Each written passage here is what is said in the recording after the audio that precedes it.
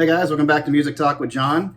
Today I'm continuing through my record collection, so we're going to go ahead and get right back into it. I am up to Glen Hansard. Now, Glen Hansard is a Irish singer-songwriter, and this album came out in 2015.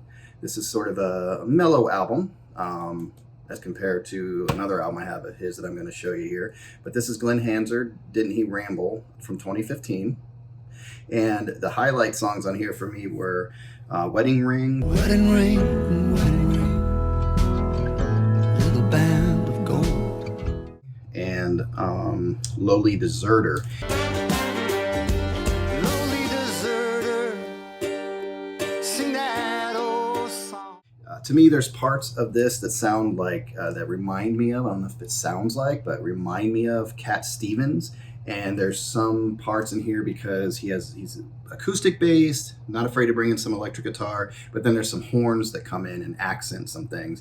And I think that reminds me of Bruce Springsteen when he did the Seeger sessions, and it reminds me of that feel. So if you're familiar with those albums, you might like this guy. But really good lyricist, good storyteller, puts a lot of emotion into his music. So if you haven't checked him out, definitely check out Glen Hansard. Very good. The next one I have is another one by Glen Hansard. Now I think this is Between Two Shores from 2018.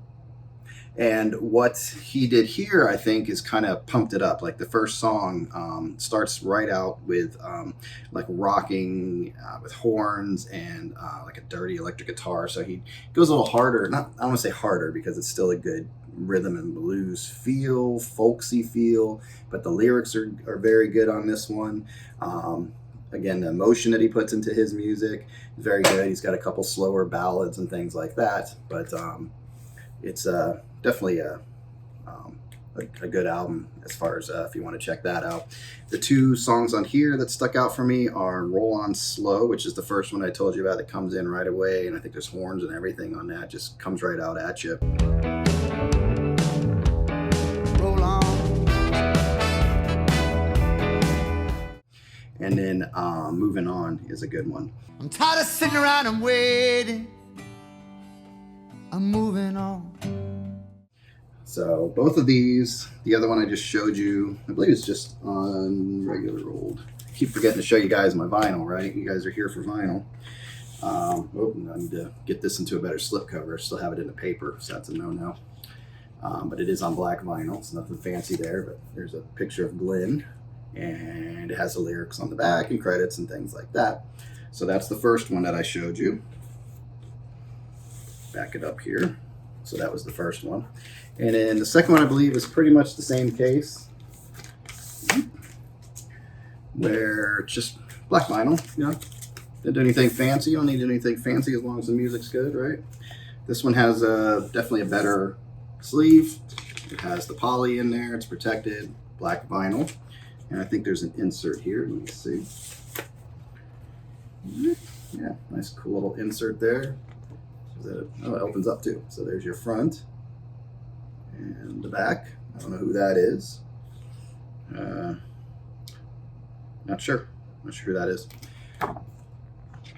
And got a lyric sheet. So I like it when they put the lyrics in there and tell you who the players are and all that. I think every album should have the lyrics. Every album should tell you who the players are. Because a lot of times growing up, I just knew the main artist, and I really didn't. Didn't pay attention. I was way into the music, and obviously without the band members, you can't have the music. But they didn't really make it that available to you, and it wasn't that easy to get a hold of unless they had it inside, written on the album. Who played what? Who did what? Tell me who was doing everything. So. I like it when they put the lyrics in there and give you the information about who's on the album, because it lets you know who these musicians are. Some musicians aren't ever really well known through their name, but a lot of people know who they are because their name was there and they could see they played on this album or that album. So I think it's important. But that's the other one, Glen Hansard. Definitely a good one. Then we have, this one's way out there. I forgot, I think it was somebody on YouTube that brought this up, and I checked it out. And as soon as I saw it was available, I picked it up. But this is Hapshash and the Colored Coat, and the album is featuring the Human, Host, and the Heavy Metal Kids. This came out in 1967, and this is a hype sticker on here. It says it's a subterranean psychedelic treasure, and it's trippy. I mean, this is it was put together by British graphic designers Michael English and Nigel Weymouth. They did some like I think some concert posters and album designs. I'm pretty sure they probably did this if they're designers, but they were into that trippy psychedelic deal, and they did 2 albums together, and this is the one that I have, and it's cool. It's like really out there. There's like chanting on there. I described it well, and I didn't want to forget how I described it, so I actually wrote it down here. And basically, yeah, if you look at the cover of this, you're gonna know what to expect from the album. It's just trippy, head trip kind of going on. And I put it's a harmonica, piano, tambourine, chanting, psychedelic hippie fest is how I described it. That just came to mind. I thought that was a cool description. I didn't want to forget it. So, and there was when I was reading up on this album, somebody had mentioned that they had this when it originally came out. What did I say? In 1967, they had an original of this, but they don't remember. The mixes sounded different on these reissues. And there was no harmonica from what they could remember on the early stuff. Now I like the harmonica parts, but now I'm curious to know what does it sound like, without the harmonica. But it's just layers and layers and layers. One is called Om, like a yoga Om. It's that, which is really trippy. And then the first song is Hoppy, Hoppy.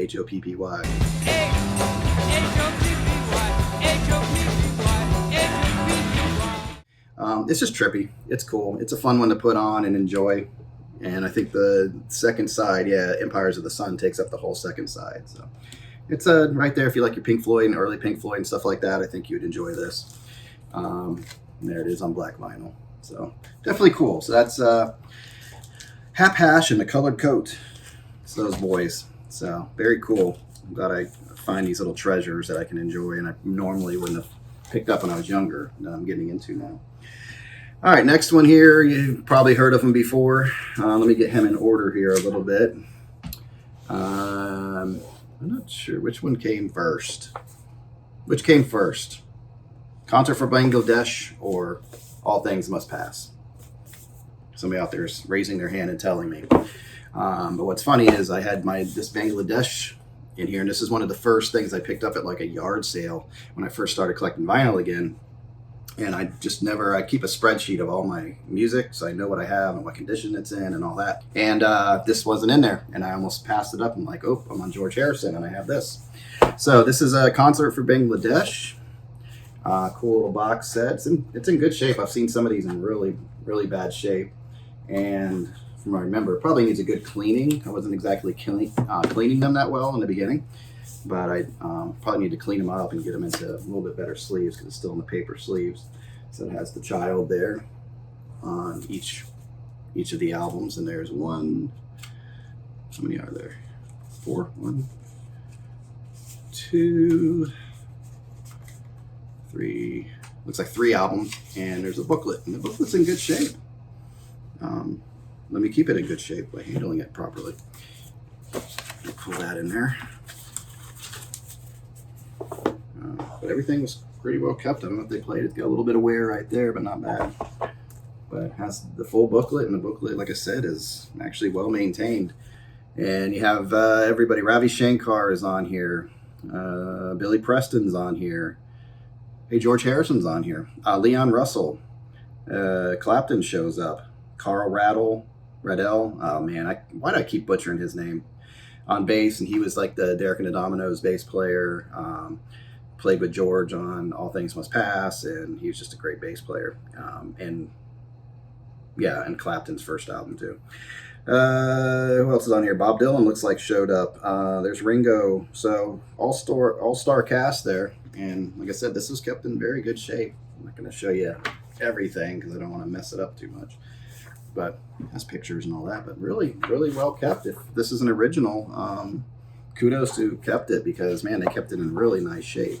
So that's the concert. I am not speaking well these days. Concert for Bangladesh, George Harrison benefit concert. Then we have this, and I've brought this up before, I think when I first got it, and this is All Things Must Pass, the 50th anniversary version of this. Um, this includes 23 songs, and wraps up with the, I guess it was an outtake of Thanks for the Pepperoni. So I don't remember what that song is, but that's the last song. There's a little hype sticker that came with it. This is a nice presentation, nice little box. Comes with a booklet. So a nice little booklet in there. So cool little things about the album. Nice little presentation. What else? Was there a poster? Yeah, big old poster in here. I'm not going to open this up. Sorry. Just not going to do it. But it has a big poster. It looks like a pretty huge poster. And then, all right. So the albums, you got to be careful getting them out of here. Let's see. Not if they did anything fancy with them. So you have, okay, so they gave you paper sleeves, which is cool, but then each one of these is in their own polyline sleeve, so good job on that. And this has the lyrics on it. Yeah, each one, it's very cool. Yeah, I guess it's on Apple Records. It's in black vinyl, but each one has a paper sleeve, and it was put into a poly sleeve, so got to give them kudos for that, definitely.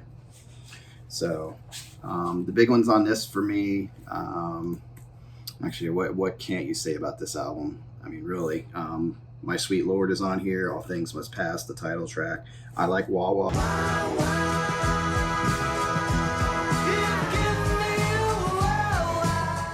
Isn't it a pity? I think, for 1970, and this is the stuff Harrison was trying to show the Beatles. It seemed like during that Let It Be documentary, saying, "Hey, I'm writing." They missed an opportunity here, but he took advantage of it, and I believe it was a double album when it came out. And it was just George Harrison at his finest. He was just saving that stuff up. So good for him, putting it out there as a solo artist, So definitely recommend that. And then you got the classic one. I know there was like a $500 box that you could have gotten of this when the 50th anniversary came out, and it actually came with all these gnomes.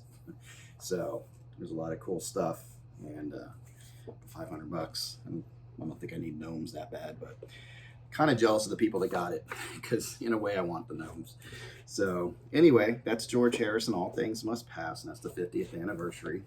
And like I said, it's 23 songs on there. It's just really well done. They did a nice job of it. So very cool.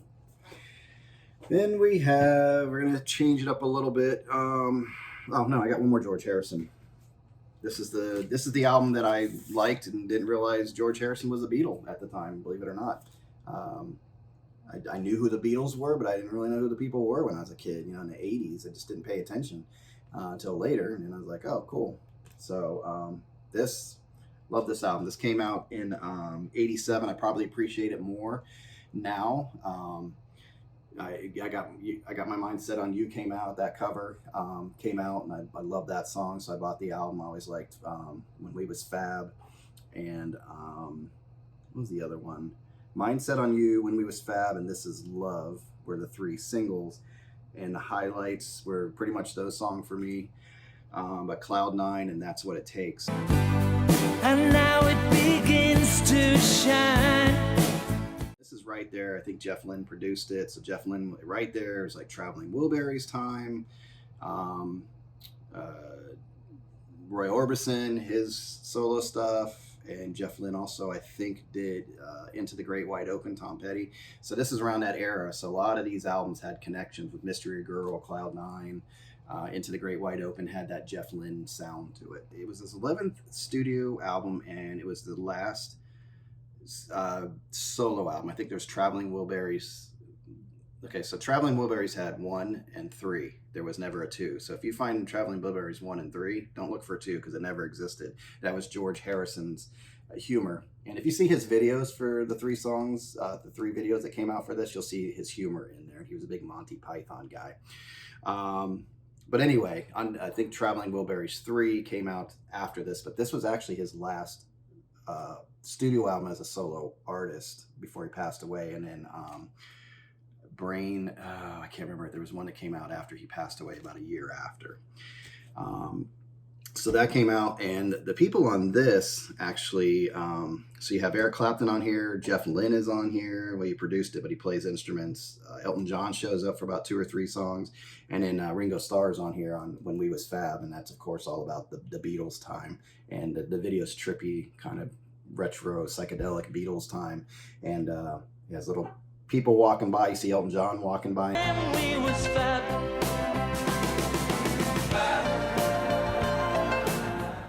Ringo's a big part of the video.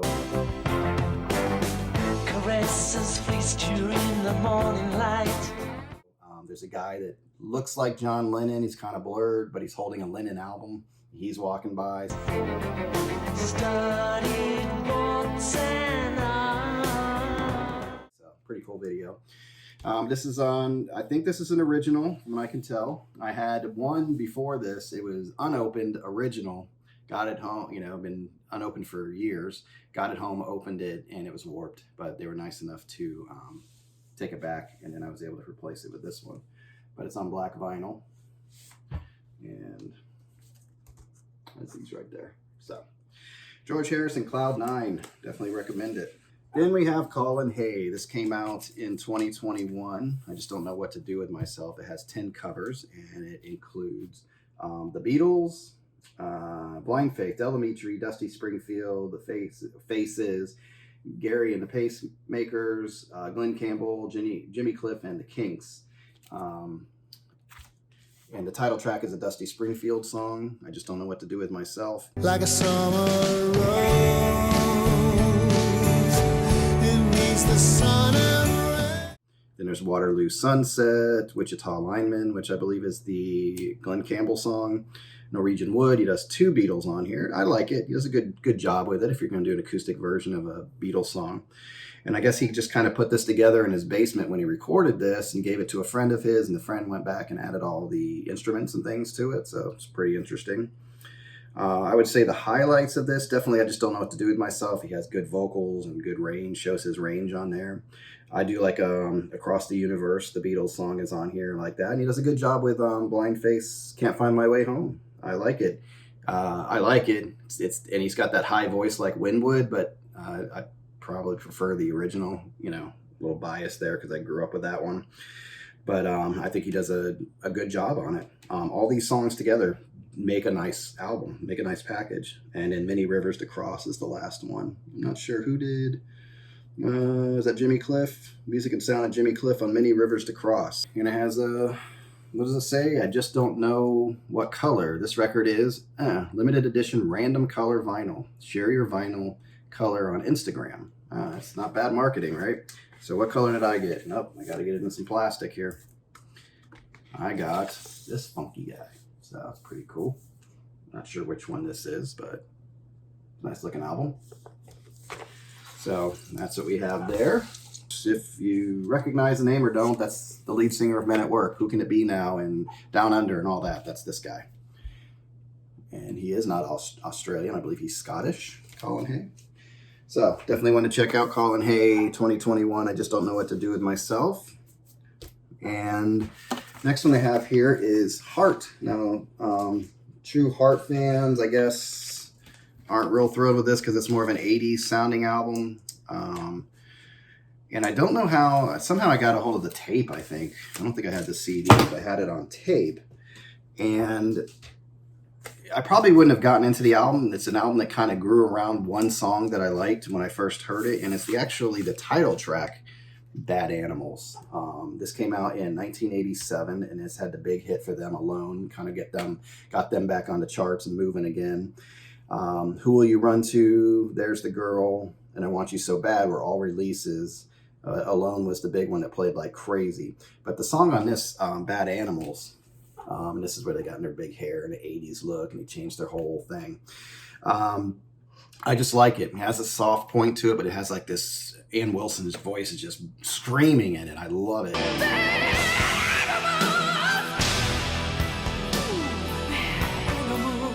I mean, and it's just talking about these outcasts and things in society, these bad animals.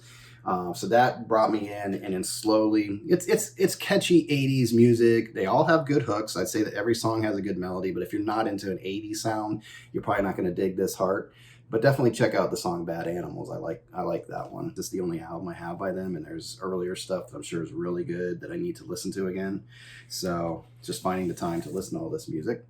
I think this is an original from 87 and has the lyrics. I need to change it out because it's still in the paper. It's on black vinyl. And there it is. Sounds good. There's no pops on this one, so just kept very nicely. It still has the plastic. And that's what I have. So that's what I have for you guys today. I appreciate you watching. Definitely leave me some comments about any of these albums. Hit that like and subscribe for me. Help me grow. I'd appreciate it. And until next time, you guys enjoy your music and you take care out there. All right. Bye.